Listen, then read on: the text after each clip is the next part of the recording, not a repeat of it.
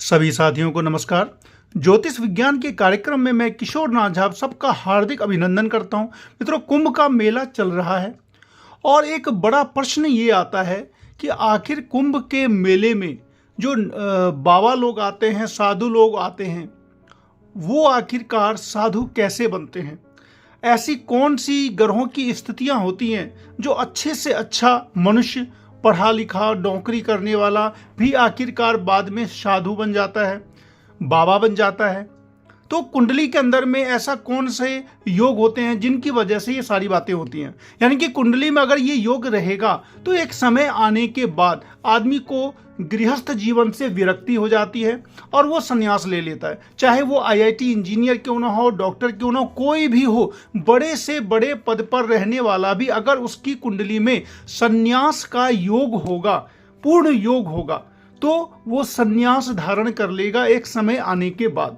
तो जन्मकालीन कुंडली में कुछ योग होते हैं प्रबल। अगर वो योग कुंडली में होंगे तो जिसकी वो कुंडली होगी उसको दीक्षा योग मिलेगा, संन्यास का योग बनेगा और एक समय आने के बाद उसकी दशा में जिस ग्रह के कारण वो संन्यास योग लगा हुआ है, उस ग्रह की जब दशा आएगी तब वो दीक्षा ले लेगा, संन्यास ले लेगा, नॉर्मल जीवन से विरक्त हो जाएगा और भगवान की खोज में लग जाएगा। अभी आपने एक एग्जाम्पल अभी देखा भी होगा कि एक आईआईटी इंजीनियर जिनका इंटरव्यू चल रहा है और वो आईआईटी बॉम्बे से इंजीनियर हैं और अभी कुंभ के मेले में वो गए हुए हैं और इंटरव्यू लिया जा रहा है उनका।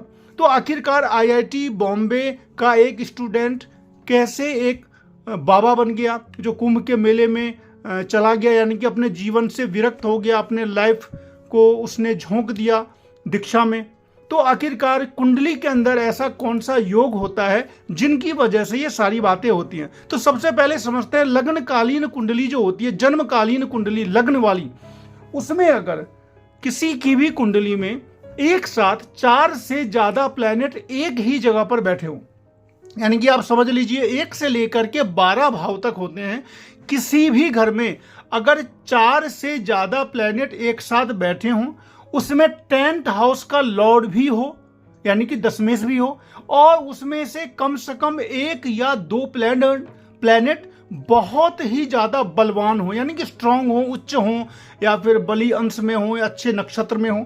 तो अगर ऐसी स्थिति आएगी तो जो बली ग्रह जो होगा उस कुंडली के अंदर, उसकी दशा में वो संन्यास ले लेगा।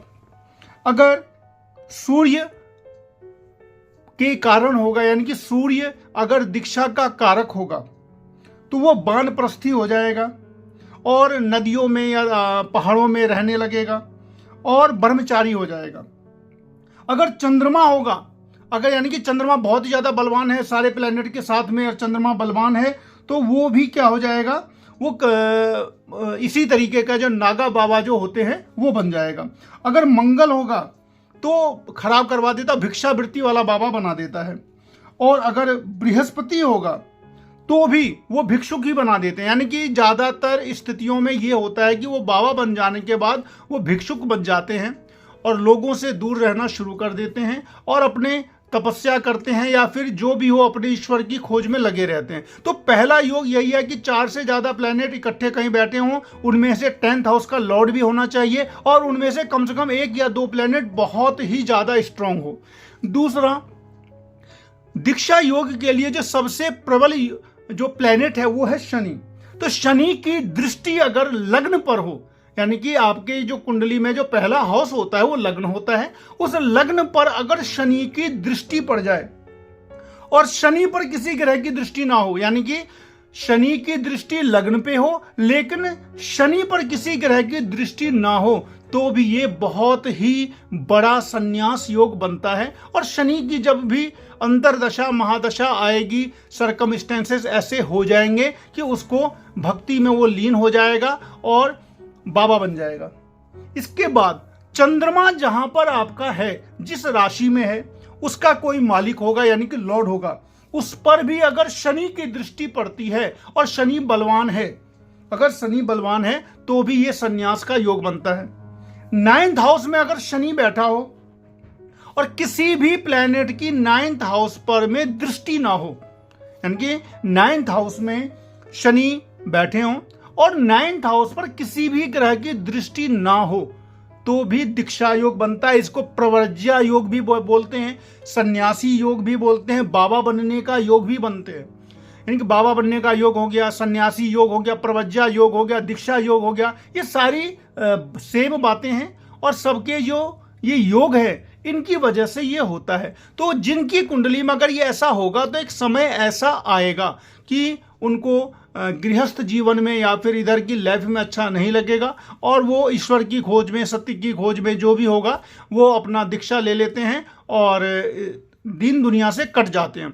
तो इस तरीके से अभी आपने देखा भी होगा कि जो अभय सिंह नाम के जो आईआईटी बॉम्बे के स्टूडेंट रहे हैं, वो अभी उनका वीडियो मैंने भी देखा तो मुझे भी 2-4 लोगों ने मैसेज किया कि आखिरकार ऐसा कैसे हो गया कि आईआईटी बॉम्बे का लड़का इतना बड़ा बाबा बन गया। तो लोगों ने मुझे बतलाया तो मैंने कहा कि देखते हैं भाई, इसके बारे में भी जानकारी दी जानी चाहिए। राशिफल तो चलता ही रहता है, आप लोग काफ़ी अच्छे तरीके से देखते हैं, बहुत सारे कमेंट आते हैं मेरे पास। सभी लोगों के लिए मैं बनाता हूं वीडियो, अच्छी तरीके से बनाता हूं, मैथमेटिकल एनालिसिस करके बनाता हूं, प्लस माइनस सारी बातें आप लोगों को बतलाता हूं। आप लोग जरूर देखें और वीडियो को लाइक शेयर सब्सक्राइब जरूर करते रहें। मिलते हैं अगले वीडियो में, तब तक के लिए नमस्कार।